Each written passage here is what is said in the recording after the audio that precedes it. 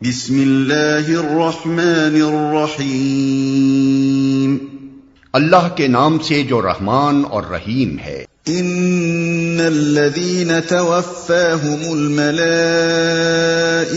ظالمی انفسہم قالوا فیم کنتم قالوا كنا مستضعفین فی الارض قالوا ألم تكن أرض الله واسعة فتهاجروا فيها فأولئك مأواهم جهنم وساءت مصيرا۔ جو لوگ اپنے نفس پر ظلم کر رہے تھے ان کی روحیں جب فرشتوں نے قبض کی تو ان سے پوچھا کہ یہ تم کس حال میں مبتلا تھے؟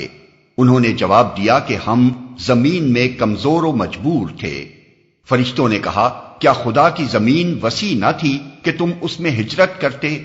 یہ وہ لوگ ہیں جن کا ٹھکانہ جہنم ہے اور وہ بڑا ہی برا ٹھکانہ ہے۔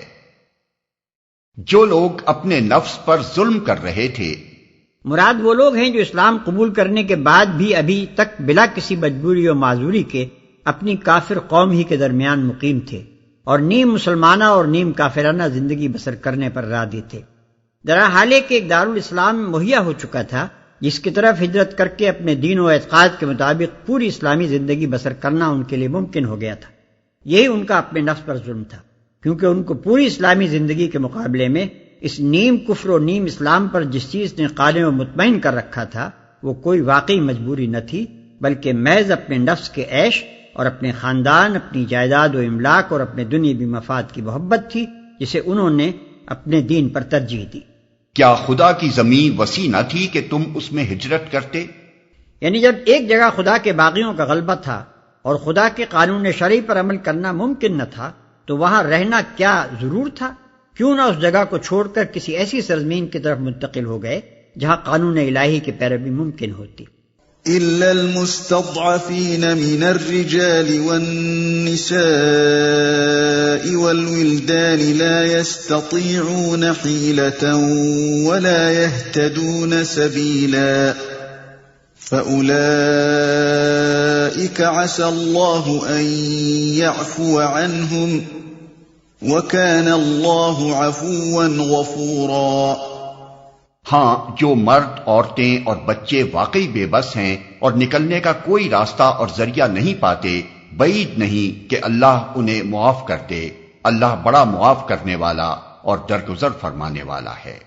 ومن يهاجر في سبيل الله يجد في الأرض مراغما كثيرا وسعة ومن يخرج من بيته مهاجرا إلى الله ورسوله ثم يدركه الموت فقد وقع أجره على الله وكان الله غفورا رحيما۔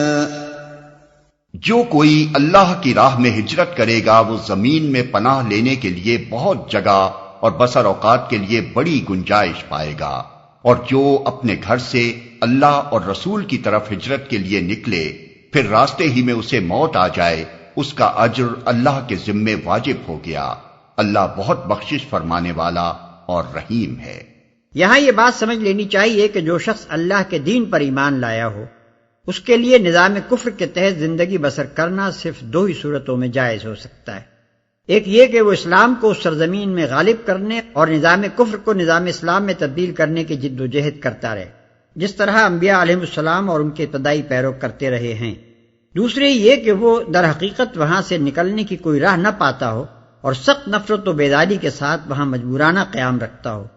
ان دو صورتوں کے سوا ہر صورت میں دارالکفر کا قیام ایک مستقل معصیت ہے، اور اس معصیت کے لیے یہ عذر کوئی بہت وزنی عذر نہیں ہے کہ ہم دنیا میں کوئی ایسا دارالاسلام پاتے ہی نہیں ہیں جہاں ہم ہجرت کر کے جا سکیں۔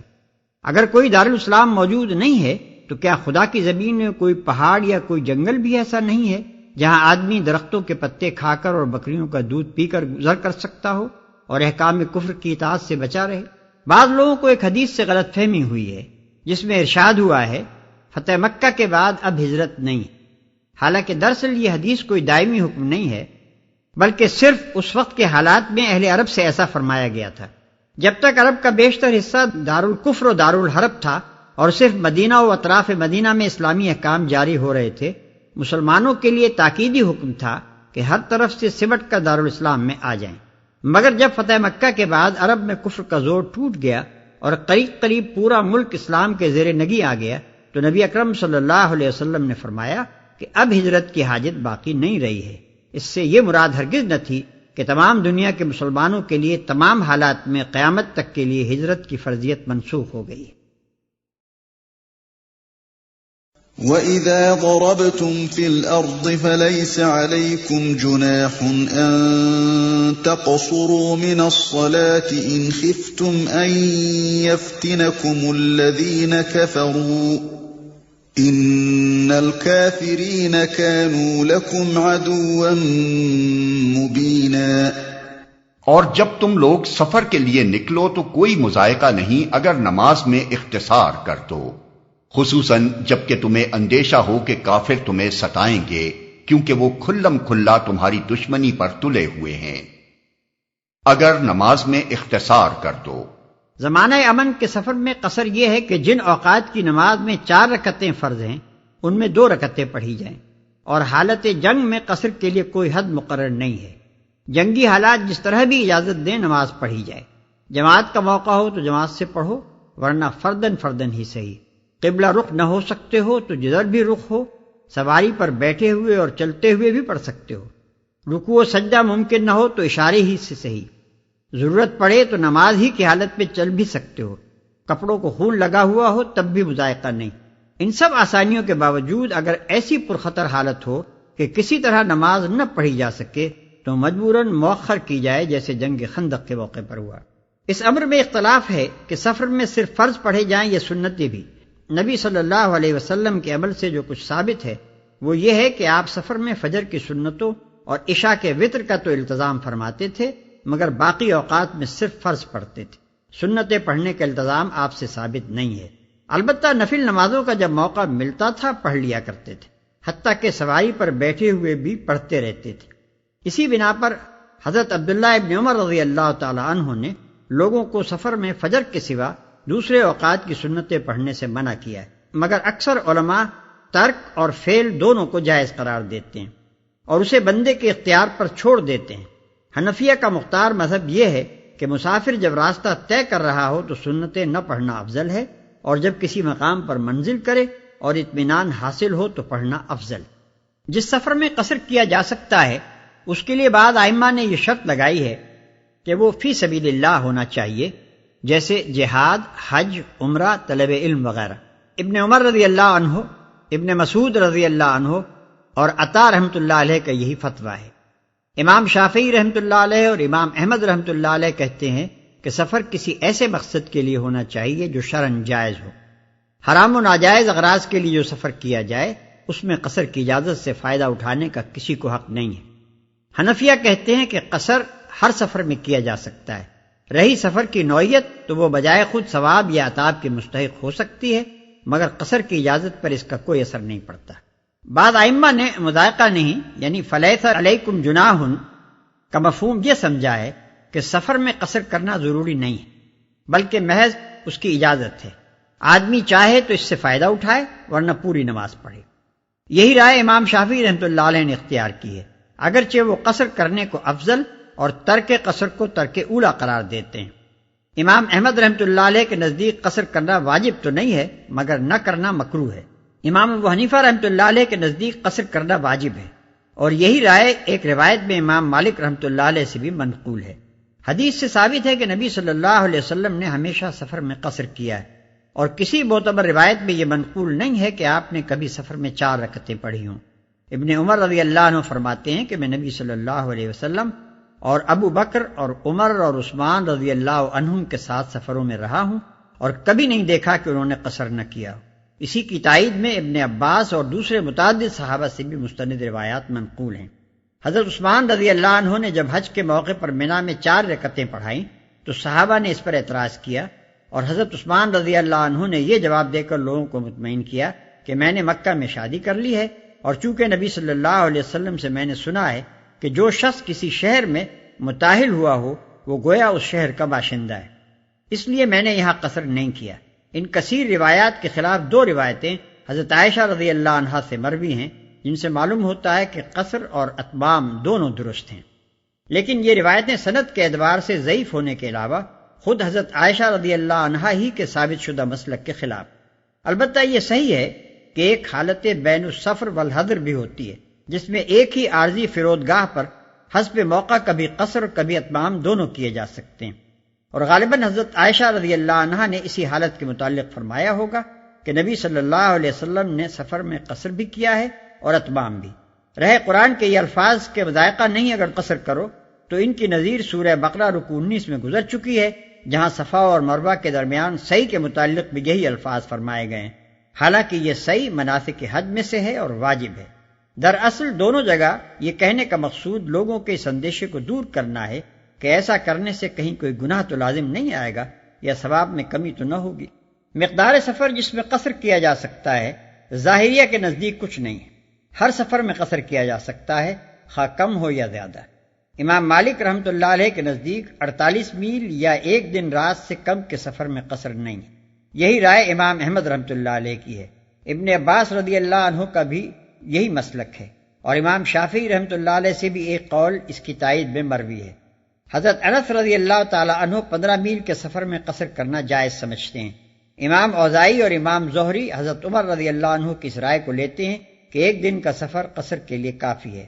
حسن بصری 2 دن اور امام ابو یوسف 2 دن سے زیادہ کی مسافت میں قصر جائز سمجھتے ہیں۔ امام ابو حنیفہ رحمۃ اللہ علیہ کے نزدیک جس سفر میں پیدل یا اونٹ کی سواری سے 3 دن صرف ہوں، یعنی تقریباً 18 فرسنگ یا 54 میل، اس میں قصر کیا جا سکتا ہے۔ یہی رائے ابن عمر، ابن مسعود اور حضرت عثمان رضی اللہ عنہم کی ہے۔ اثناء سفر میں دوران قیام جس میں قصر کیا جا سکتا ہے مختلف ائمہ کے نزدیک مختلف۔ امام احمد رحمۃ اللہ علیہ کے نزدیک جہاں آدمی نے 4 دن ٹھہرنے کا ارادہ کر لیا ہو وہاں پوری نماز پڑھنی ہوگی۔ امام مالک رحمۃ اللہ علیہ اور امام شافعی رحمۃ اللہ علیہ کے نزدیک جہاں 4 دن سے زیادہ قیام کا ارادہ ہو وہاں قصر جائز نہیں۔ امام اوزاعی 13 دن اور امام ابو حنیفہ رحمۃ اللہ علیہ 15 دن یا اس سے زیادہ کی نیت قیام پر پوری نماز ادا کرنے کا حکم دیتے ہیں۔ نبی صلی اللہ علیہ وسلم سے اس باب میں کوئی صریح حکم مروی نہیں ہے، اور اگر کسی جگہ آدمی مجبوراً رکا ہوا ہو اور ہر وقت یہ خیال ہو کہ مجبوری دور ہوتے ہی وطن واپس ہو جائے گا تو تمام علماء کا اتفاق ہے کہ ایسی جگہ بلا تعین مدت قصر کیا جاتا رہے گا۔ صحابہ کرام رضوان اللہ تعالی علیہم اجمعین سے بکثرت مثالیں ایسی منقول ہیں کہ انہوں نے ایسے حالات میں 2 سال تک مسلسل قصر کیا ہے۔ امام احمد ابن حنبل رحمۃ اللہ علیہ اسی پر قیاس کر کے قیدی کو بھی اس کے پورے زمانے قید میں قصر کی اجازت دیتے ہیں، جبکہ تمہیں اندیشہ ہو کہ کافر تمہیں ستائیں گے۔ ظاہریوں اور خارجیوں نے اس فقرے کا یہ مطلب لیا ہے کہ قصر صرف حالت جنگ کے لیے ہے اور حالت امن کے سفر میں قصر کرنا قرآن کے خلاف ہے، لیکن حدیث میں مستند روایت سے ثابت ہے کہ حضرت عمر رضی اللہ عنہ نے جب یہی شبہ نبی صلی اللہ علیہ وسلم کے سامنے پیش کیا تو حضور صلی اللہ علیہ وسلم نے فرمایا یہ قصر کی اجازت ایک انعام ہے جو اللہ نے تمہیں بخشا ہے، لہذا اس کے انعام کو قبول کرو۔ یہ بات قریب تواتر سے ثابت ہے کہ نبی صلی اللہ علیہ وسلم نے امن اور خوف دونوں حالتوں کے سفر میں قصر فرمایا ہے۔ ابن عباس رضی اللہ عنہ تصریح کرتے ہیں کہ نبی صلی اللہ علیہ وسلم مدینہ سے مکہ تشریف لے گئے اور اس وقت رب العالمین کے سوا کسی کا خوف نہ تھا مگر آپ نے 2 ہی رکعتیں پڑھیں۔ اسی بنا پر میں نے ترجمے میں خصوصاً کا لفظ قوسین میں بڑھا دیا ہے۔ وَإِذَا كُنْتَ فِيهِمْ فَأَقَمْتَ لَهُمُ الصَّلَاةَ فَلْتَقُمْ طَائِفَةٌ مِّنْهُمْ مَعَكَ وَلْيَأْخُذُوا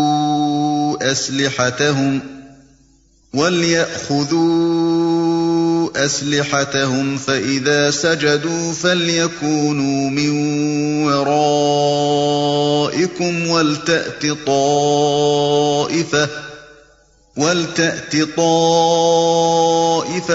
أُخْرَى لَمْ يُصَلُّوا فَلْيُصَلُّوا مَعَكَ وَلْيَأْخُذُوا حِذْرَهُمْ وَأَسْلِحَتَهُمْ وَدَّ الَّذِينَ كَفَرُوا لَوْ تَغْفُلُونَ عَنْ أَسْلِحَتِكُمْ وَأَمْتِعَتِكُمْ فَيَمِيلُونَ عَلَيْكُمْ مَيْلَةً وَاحِدَةً ولا جناح عليكم إن كان بكم أذى من مطر أو كنتم مرضى أن تضعوا أسلحتكم وخذوا حذركم إن الله أعد للكافرين عذابا مهينا۔ اور اے نبی، جب تم مسلمانوں کے درمیان ہو اور حالت جنگ میں انہیں نماز پڑھانے کھڑے ہو تو چاہیے کہ ان میں سے ایک گروہ تمہارے ساتھ کھڑا ہو اور اسلحہ لیے رہے، پھر جب وہ سجدہ کر لے تو پیچھے چلا جائے، اور دوسرا گروہ جس نے ابھی نماز نہیں پڑھی ہے آ کر تمہارے ساتھ پڑھے، اور وہ بھی چوکنا رہے اور اپنے اسلحہ لیے رہے، کیونکہ کفار اس طاق میں ہیں کہ تم اپنے ہتھیاروں اور اپنے سامان کی طرف سے ذرا غافل ہو تو وہ تم پر یکبارگی ٹوٹ پڑے۔ البتہ اگر تم بارش کی وجہ سے تکلیف محسوس کرو یا بیمار ہو تو اسلحہ رکھ دینے میں مذائقہ نہیں، مگر پھر بھی چوکنے رہو، یقین رکھو کہ اللہ نے کافروں کے لیے رسوا کن عذاب مہیا کر رکھا ہے۔ انہیں نماز پڑھانے کھڑے ہو۔ امام ابو یوسف اور حسن بن زیاد نے ان الفاظ سے یہ گمان کیا ہے کہ صلاۃ خوف صرف نبی صلی اللہ علیہ وسلم کے زمانے کے لیے مخصوص تھی، لیکن قرآن میں اس کی مثالیں بکثرت موجود ہیں کہ نبی صلی اللہ علیہ وسلم کو مخاطب کر کے ایک حکم دیا گیا ہے، اور وہی حکم آپ کے بعد آپ کے جانشینوں کے لیے بھی ہے۔ اس لیے صلاۃ خوف کو حضرت صلی اللہ علیہ وسلم کے ساتھ مخصوص کرنے کی کوئی وجہ نہیں ہے۔ پھر بکثرت جلیل القدر صحابہ سے ثابت ہے کہ انہوں نے حضور صلی اللہ علیہ وسلم کے بعد بھی صلاۃ خوف پڑھی ہے، اور اس باب میں کسی صحابی کا اختلاف مروی نہیں ہے۔ تو چاہیے کہ ان میں سے ایک گروہ تمہارے ساتھ کھڑا ہو اور اسلحہ لیے رہے۔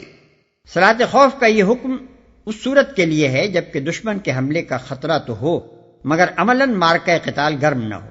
رہی یہ صورت کہ عملاً جنگ ہو رہی ہو تو اس صورت میں حنفیہ کے نزدیک نماز مؤخر کر دی جائے گی۔ امام مالک رحمۃ اللہ علیہ اور امام ثوری رحمۃ اللہ علیہ کے نزدیک اگر رکوع و سجود ممکن نہ ہو تو اشاروں سے پڑھ لی جائے۔ امام شافعی رحمۃ اللہ علیہ کے نزدیک نماز ہی کی حالت میں تھوڑی سی زود و خرد بھی کی جا سکتی ہے۔ نبی صلی اللہ علیہ وسلم کے فعل سے ثابت ہے کہ آپ نے غزوہ خندق کے موقع پر 4 نمازیں نہیں پڑھیں اور پھر موقع پا کر الگ ترتیب انہیں ادا کیا، حالانکہ غزوہ خندق سے پہلے صلاۃ خوف کا حکم آ چکا تھا۔ اور وہ بھی چوکنا رہے اور اپنے اسلحہ لیے رہے۔ صلاۃ خوف کی ترکیب کا انحصار بڑی حد تک جنگی حالات پر ہے۔ نبی صلی اللہ علیہ وسلم نے مختلف حالات میں مختلف طریقوں سے نماز پڑھائی ہے، اور امام وقت مجاز ہے کہ ان طریقوں میں سے جس طریقے کی اجازت جنگی صورتحال دے اسی کو اختیار کرے۔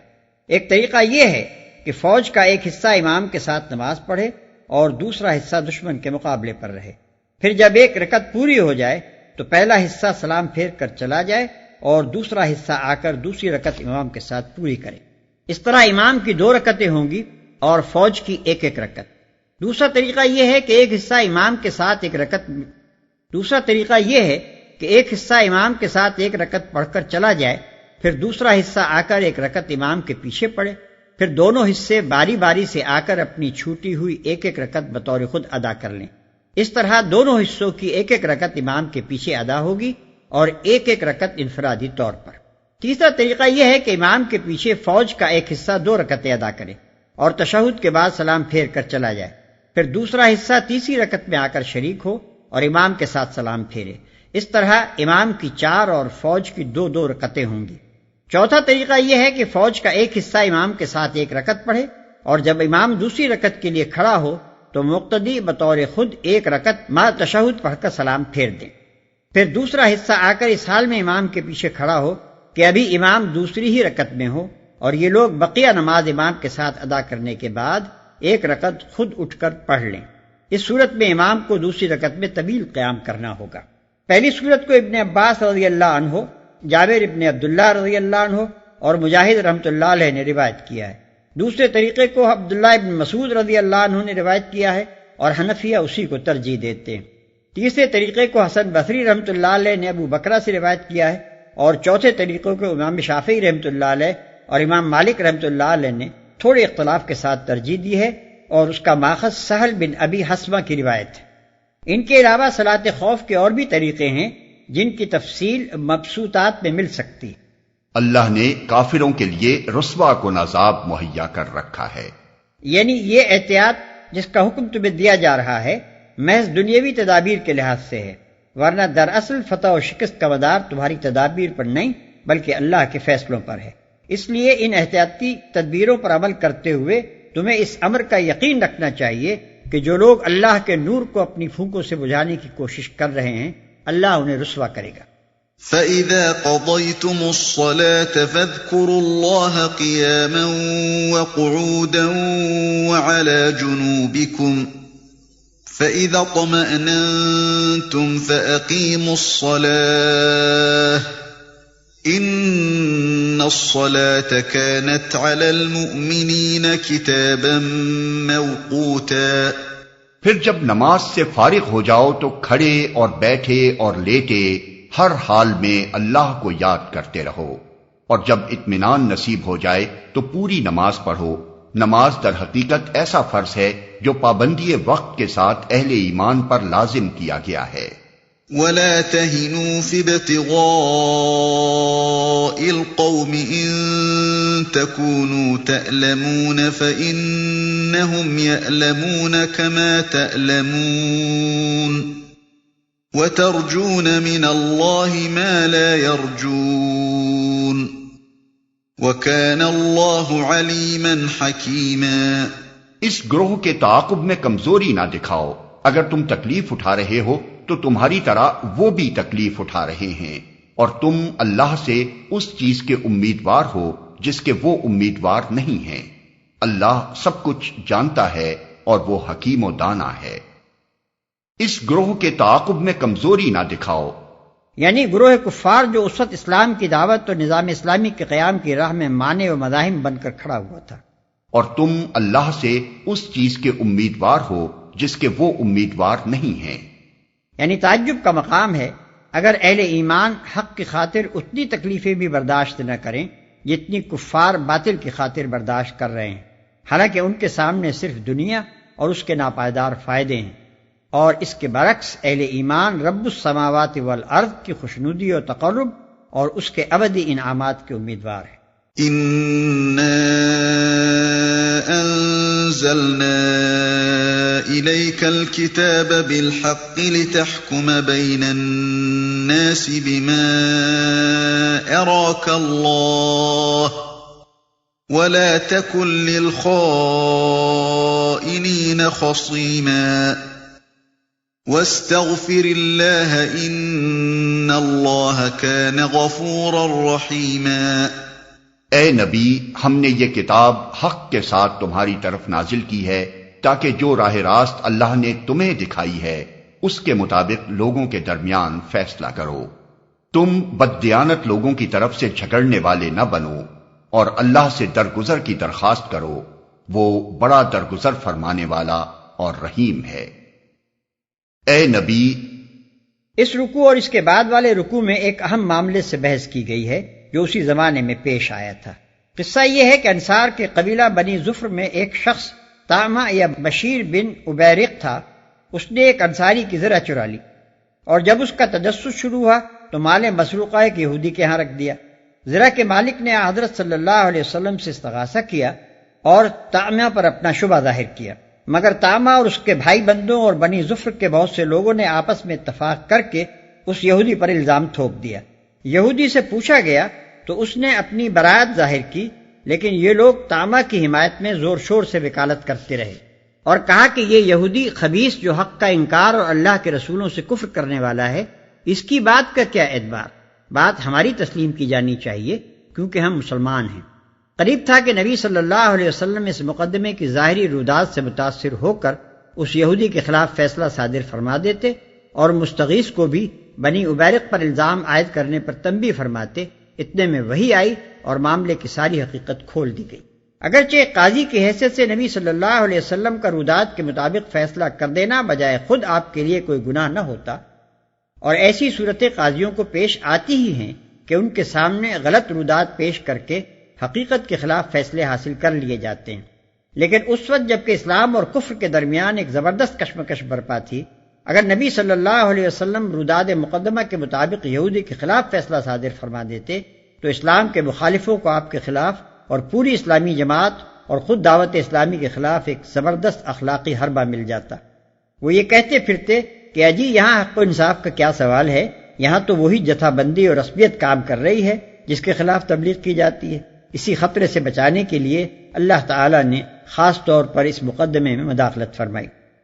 ان رکوعوں میں ایک طرف ان مسلمانوں کو سختی کے ساتھ ملامت کی گئی ہے جنہوں نے محض خاندان اور قبیلے کی عصبیت میں مجرموں کی حمایت کی تھی، دوسری طرف عام مسلمانوں کو یہ سبق دیا گیا ہے کہ انصاف کے معاملے میں کسی تعصب کا دخل نہ ہونا چاہیے۔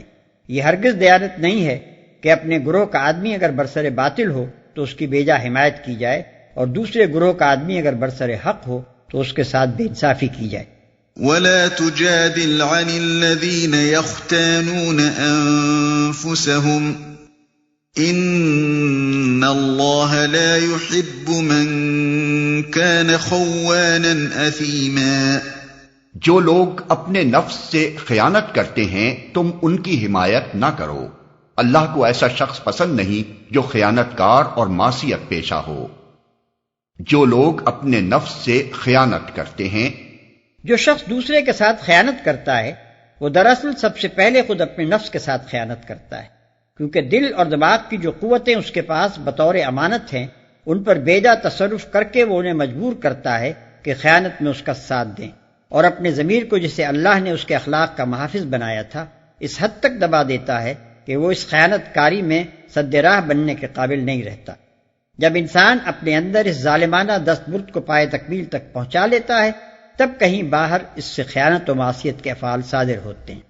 يستخفون من الناس ولا يستخفون من الله وهو معهم إذ يبيتون ما لا يرضى من القول وكان الله بما يعملون محيطا۔ یہ لوگ انسانوں سے اپنی حرکات چھپا سکتے ہیں مگر خدا سے نہیں چھپا سکتے، وہ تو اس وقت بھی ان کے ساتھ ہوتا ہے جب یہ راتوں کو چھپ کر اس کی مرضی کے خلاف مشورے کرتے ہیں، ان کے سارے اعمال پر اللہ محیط ہے۔ ہا انتم هؤلاء جادلتم عنهم في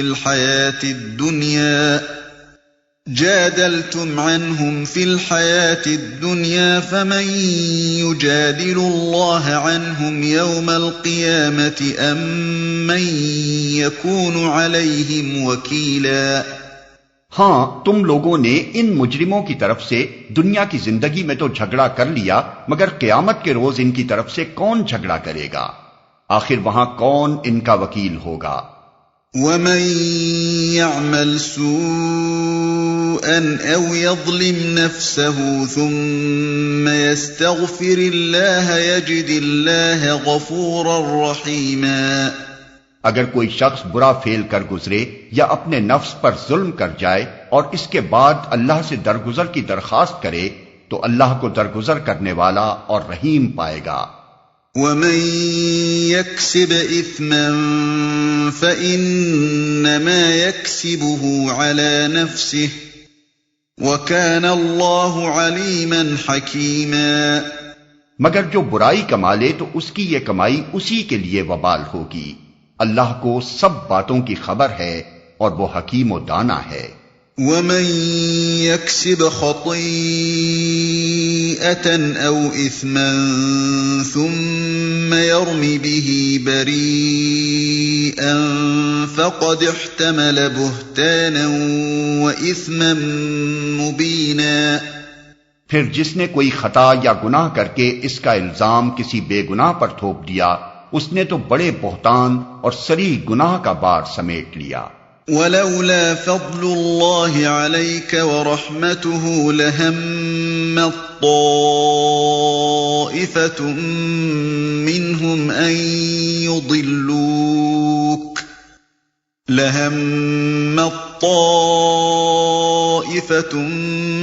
مِّنْهُمْ أَن يُضِلُّوكَ وَمَا يُضِلُّونَ إِلَّا أَنفُسَهُمْ وما يضرونك من شيء وأنزل الله عليك الكتاب والحكمة وعلمك ما لم تكن تعلم وكان فضل الله عليك عظيما۔ اے نبی، اگر اللہ کا فضل تم پر نہ ہوتا اور اس کی رحمت تمہارے شامل حال نہ ہوتی تو ان میں سے ایک گروہ نے تو تمہیں غلط فہمی میں مبتلا کرنے کا فیصلہ کر ہی لیا تھا، حالانکہ در حقیقت وہ خود اپنے سوا کسی کو غلط فہمی میں مبتلا نہیں کر رہے تھے اور تمہارا کوئی نقصان نہ کر سکتے تھے۔ اللہ نے تم پر کتاب اور حکمت نازل کی ہے اور تم کو وہ کچھ بتایا ہے جو تمہیں معلوم نہ تھا، اور اس کا فضل تم پر بہت ہے اور تمہارا کوئی نقصان نہ کر سکتے تھے۔ یعنی اگر وہ غلط رودات پیش کر کے تمہیں غلط فہمی میں مبتلا کرنے میں کامیاب ہو بھی جاتے اور اپنے حق میں انصاف کے خلاف فیصلہ حاصل کر لیتے تو نقصان انہی کا تھا، تمہارا کچھ بھی نہ بگڑتا، کیونکہ خدا کے نزدیک مجرم وہ ہوتے نہ کہ تم۔ جو شخص حاکم کو دھوکہ دے کر اپنے حق میں غلط فیصلہ حاصل کرتا ہے وہ دراصل خود اپنے آپ کو اس غلط فہمی میں مبتلا کرتا ہے کہ ان تدبیروں سے حق اس کے ساتھ ہو گیا، حالانکہ فی الواقع اللہ کے نزدیک حق جس کا ہے اسی کا رہتا ہے، اور فریب خوردہ حاکم کے فیصلے سے حقیقت پر کوئی اثر نہیں پڑتا۔ لا خير في كثير من نجواهم إلا من أمر بصدقة أو معروف أو إصلاح بين الناس ومن يفعل ذلك ابتغاء مرضات الله فسوف نؤتيه أجرا عظيما۔ لوگوں کی خفیہ سرگوشیوں میں اکثر و بیشتر کوئی بھلائی نہیں ہوتی، ہاں اگر کوئی پوشیدہ طور پر صدقہ و خیرات کی تلقین کرے یا کسی نیک کام کے لیے یا لوگوں کے معاملات میں اصلاح کرنے کے لیے کسی سے کچھ کہے تو یہ البتہ بھلی بات ہے، اور جو کوئی اللہ کی رضا جوئی کے لیے ایسا کرے گا اسے ہم بڑا اجر عطا کریں گے۔ ومن يشاقق الرسول من بعد ما تبين له الهدى ويتبع غير سبيل المؤمنين نوله ما تولى ونصله جهنم وساءت مصيرا۔ مگر جو شخص رسول کی مخالفت پر کمر بستہ ہو اور اہل ایمان کی روش کے سوا کسی اور روش پر چلے، دراں حالے کے اس پر راہ راست واضح ہو چکی ہو، تو اس کو ہم اسی طرف چلائیں گے جدھر وہ خود پھر گیا، اور اسے جہنم میں جھونکیں گے جو بدترین جائے قرار ہے۔ اس کو ہم اسی طرف چلائیں گے جدھر وہ خود پھر گیا۔ جب مذکورہ بارہ مقدمہ میں وحی الہی کی بنا پر نبی صلی اللہ علیہ وسلم نے اس خائن مسلمان کے خلاف اور اس بے گناہ یہودی کے حق میں فیصلہ صادر فرما دیا تو اس منافق پر جاہلیت کا اس قدر سخت دورہ پڑا کہ وہ مدینے سے نکل کر اسلام اور نبی صلی اللہ علیہ وسلم کے دشمنوں کے پاس مکہ چلا گیا اور کھلم کھلا مخالفت پر آمادہ ہو گیا۔ اس آیت میں اس کی اسی حرکت کی طرف اشارہ ہے۔ ان اللہ لا يغفر ان يشرك به ويغفر ما دون ذلك لمن يشاء ومن يشرك بالله فقد ضل ضلالا بعيدا۔ اللہ کے ہاں بس شرک ہی کی بخشش نہیں ہے، اس کے سوا اور سب کچھ معاف ہو سکتا ہے جسے وہ معاف کرنا چاہے۔ جس نے اللہ کے ساتھ کسی کو شریک ٹھہرایا وہ تو گمراہی میں بہت دور نکل گیا۔ اللہ کے ہاں اس رکوع میں اوپر کے سلسلہ کلام کو جاری رکھتے ہوئے ارشاد ہوا ہے کہ اپنی جاہلیت کے طیش میں آ کر یہ شخص جس راہ کی طرف گیا ہے وہ کیسی راہ ہے، اور صالحین کے گروہ سے الگ ہو کر جن لوگوں کا ساتھ اس نے اختیار کیا ہے وہ کیسے لوگ ہیں۔ يدعون من دونه إلا إناثا وإن يدعون إلا شيطانا مريدا لعنه الله وقال لأتخذن من عبادك نصيبا مفروضا وَلَأُضِلَّنَّهُمْ وَلَأُمَنِّيَنَّهُمْ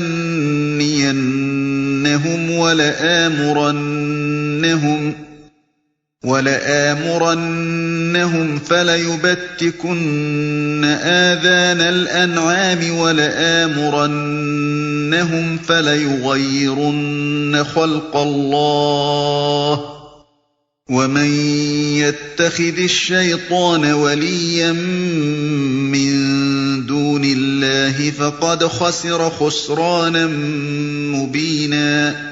وہ اللہ کو چھوڑ کر دیویوں کو معبود بناتے ہیں، وہ اس باغی شیطان کو معبود بناتے ہیں جس کو اللہ نے لعنت زدہ کیا ہے۔ وہ اس شیطان کی اطاعت کر رہے ہیں جس نے اللہ سے کہا تھا کہ میں تیرے بندوں سے ایک مقرر حصہ لے کر رہوں گا، میں انہیں بہکاؤں گا، میں انہیں آرزوؤں میں الجھاؤں گا، میں انہیں حکم دوں گا اور وہ میرے حکم سے جانوروں کے کان پھاڑیں گے، اور میں انہیں حکم دوں گا اور وہ میرے حکم سے خدائی ساخت میں رد و بدل کریں گے۔ اس شیطان کو جس نے اللہ کی بجائے اپنا ولی اور سرپرست بنا لیا، وہ صریح نقصان میں پڑ گیا۔ وہ اس باغی شیطان کو معبود بناتے ہیں۔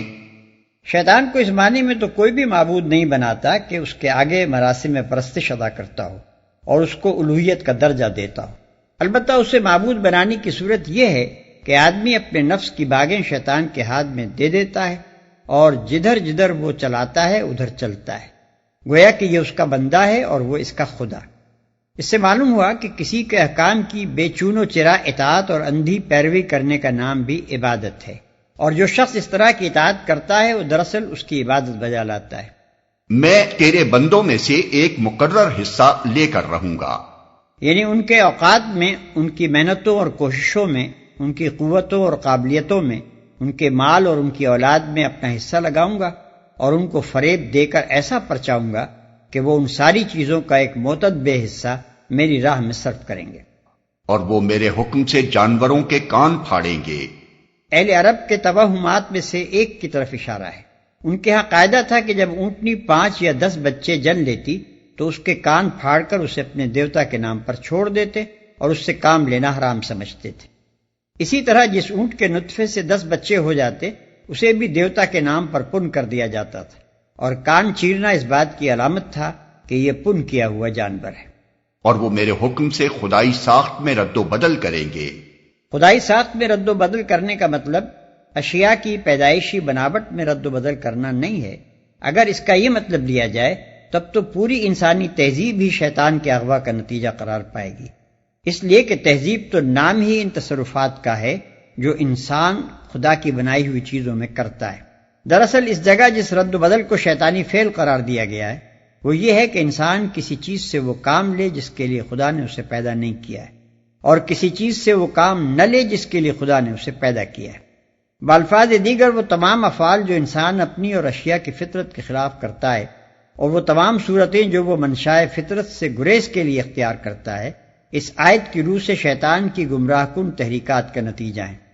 مثلاً عمل قوم لوط، ضبط ولادت، رہبانیت، برہم چرچ، مردوں اور عورتوں کو بانجھ بنانا، مردوں کو خواجہ سرا بنانا، عورتوں کو ان خدمات سے منحرف کرنا جو فطرت نے ان کے سپرد کی ہیں، اور انہیں تمدن کے ان شعبوں میں گھسیٹ لانا جن کے لیے مرد پیدا کیا گیا ہے۔ یہ اور اس طرح کے دوسرے بے شمار افعال جو شیطان کے شاگرد دنیا میں کر رہے ہیں، دراصل یہ معنی رکھتے ہیں کہ یہ لوگ خالق کائنات کے ٹھہرائے ہوئے قوانین کو غلط سمجھتے ہیں اور ان میں اصلاح فرمانا چاہتے ہیں۔ يَعِدُهُمْ وَيُمَنِّيهِمْ وَمَا يَعِدُهُمُ الشَّيْطَانُ إِلَّا غُرُورًا۔ وہ ان لوگوں سے وعدے کرتا ہے اور انہیں امیدیں دلاتا ہے، مگر شیطان کے سارے وعدے بجز فریب کے اور کچھ نہیں ہیں۔ وہ ان لوگوں سے وعدے کرتا ہے اور انہیں امیدیں دلاتا ہے۔ شیطان کا سارا کاروبار ہی وعدوں اور امیدوں کے بل پر چلتا ہے۔ وہ انسان کو انفرادی طور پر یا اجتماعی طور پر جب کسی غلط راستے کی طرف لے جانا چاہتا ہے تو اس کے آگے ایک سبز باغ پیش کر دیتا ہے۔ کسی کو انفرادی لطف و لذت اور کامیابیوں کی امید، کسی کو قومی سربلندیوں کی توقع، کسی کو نوع انسانی کی فلاح و بہبود کا یقین، کسی کو صداقت تک پہنچ جانے کا اطمینان، کسی کو یہ بھروسہ کہ نہ خدا ہے نہ آخرت، بس مر کر مٹی ہو جانا ہے، کسی کو یہ تسلی کہ آخرت ہے بھی تو وہاں کی گرفت سے فلاں کے طفیل اور فلاں کے صدقے میں بچ نکلو گے. غرض جو جس وعدے اور جس توقع سے فریب کھا سکتا ہے اس کے سامنے وہی پیش کرتا ہے اور پھانس لیتا ہے. اولئک مأواہم جہنم ولا یجدون عنہا محیصا. ان لوگوں کا ٹھکانہ جہنم ہے جس سے خلاصی کی کوئی صورت یہ نہ پائیں گے.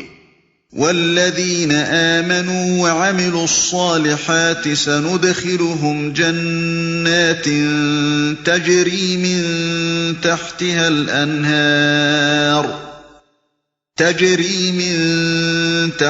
الأنهار خالدین فیہا ابدا وعد اللہ حقا ومن اصدق من اللہ قیلا. رہے وہ لوگ جو ایمان لے آئیں اور نیک عمل کریں تو انہیں ہم ایسے باغوں میں داخل کریں گے جن کے نیچے نہریں بہتی ہوں گی اور وہ وہاں ہمیشہ ہمیشہ رہیں گے. یہ اللہ کا سچا وعدہ ہے اور اللہ سے بڑھ کر کون اپنی بات میں سچا ہوگا.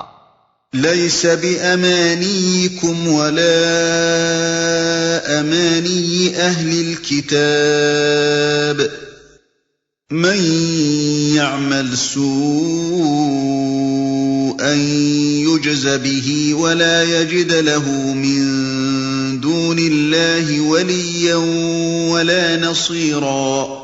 انجام کار نہ تمہاری آرزوؤں پر موقوف ہے نہ اہل کتاب کی آرزوؤں پر. جو بھی برائی کرے گا اس کا پھل پائے گا اور اللہ کے مقابلے میں اپنے لیے کوئی حامی و مددگار نہ پا سکے گا.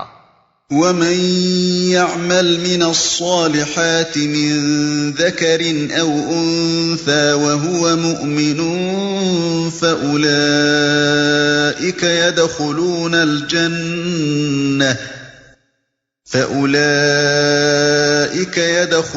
الجنة ولا يظلمون نقيرا. اور جو نیک عمل کرے گا خواہ مرد ہو یا عورت بشرطے کہ ہو وہ مومن تو ایسے ہی لوگ جنت میں داخل ہوں گے اور ان کی ذرہ برابر حق تلفی نہ ہونے پائے گی. ومن احسن دینا ممن اسلم وجهه لله وهو محسن واتبع ملة ابراہیم حنیفا واتخذ اللہ ابراہیم خلیلا. اس شخص سے بہتر اور کس کا طریق زندگی ہو سکتا ہے جس نے اللہ کے آگے سرے تسلیم خم کر دیا اور اپنا رویہ نیک رکھا اور یکسو ہو کر ابراہیم کے طریقے کی پیروی کی. اس ابراہیم کے طریقے کی جسے اللہ نے اپنا دوست بنا لیا تھا. وَلِلَّهِ مَا فِي السَّمَاوَاتِ وَمَا فِي الْأَرْضِ وَكَانَ اللَّهُ بِكُلِّ شَيْءٍ مُحِيطًا.